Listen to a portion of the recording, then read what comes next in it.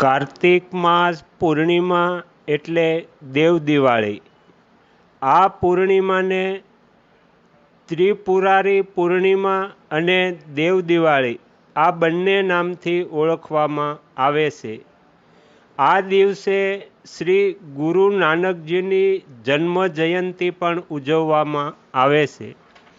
આ વર્ષે દેવ દિવાળી કાર્તિક પૂર્ણિમા 5 નવેમ્બર 2025 બુધવારના રોજ ઉજવવામાં આવશે।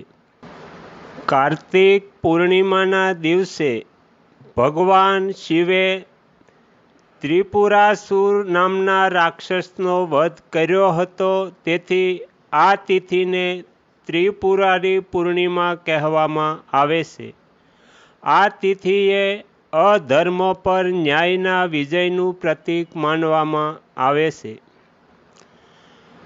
જેમ મનુષ્યો કાર્તિક અમાવસ્યા પર દિવાળી ઉજવે છે, તેમ દેવતાઓ કાર્તિક પૂર્ણિમાના દિવસે દિવાળી ઉજવે છે। જ્યારે ભગવાન શિવે ત્રિપુરાસુરનો વધ કર્યો ત્યારે દેવતાઓએ તેમના સ્વાગત માટે દીવા પ્રગટાવ્યા। એવું માનવામાં આવે છે કે આ દિવસે બધા દેવતાઓ પૃથ્વી પર ઉતરે છે અને ગંગા કિનારે દીવા પ્રગટાવે છે। કાર્તિક પૂર્ણિમાના દિવસે નદીમાં સ્નાન કરવાનો રિવાજ છે। આ દિવસે કારતક મહિનામાં સ્નાન વિધિનો અંત આવે છે। ઘણા ભક્તો કાર્તિક મહિના દરમિયાન નદીમાં સ્નાન કરે છે। પૂર્ણિમા એ કાર્તિક માસનું અંતિમ સ્નાન ગણવામાં આવે છે। પૂર્ણિમાના દિવસે સૂર્યાસ્ત પછી નદી કિનારે દીવા પ્રગટાવવાનો રિવાજ છે। ભગવાન વિષ્ણુ અને શિવનું ધ્યાન કરે છે।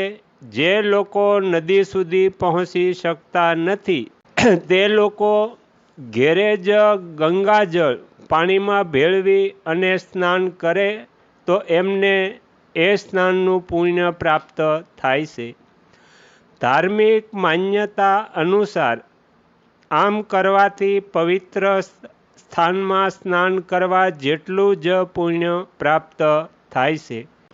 દેવ દિવાળી પર સવારે સૂર્યદેવને પ્રાર્થના કરવાનું વિશેષ મહત્વ છે।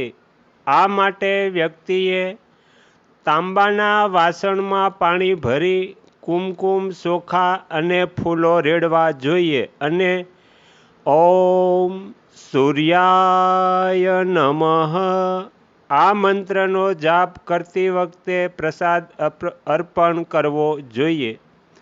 આ દિવસે ભગવાન સત્યનારાયણની કથા વાંચવી અને સાંભળવી જોઈએ। ઉપરાંત જરૂરિયાતમંદોને ફળો, અનાજ, કઠોળ, ચોખા અને ગરમ કપડાનું દાન કરવું જોઈએ। દીવો ચડાવતા પહેલાં વ્યક્તિએ દીવાની પૂજા કરવી જોઈએ। ઘી અથવા તેલનો દીવો પ્રગટાવીને તરતો મૂકી શકાય છે અથવા નદી કિનારે પણ મૂકી શકાય છે।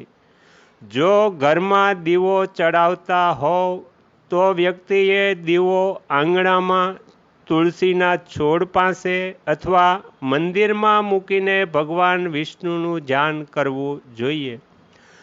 કાર્તિક પૂર્ણિમા એ પ્રકાશ, ભક્તિ અને સેવાનો તહેવાર છે।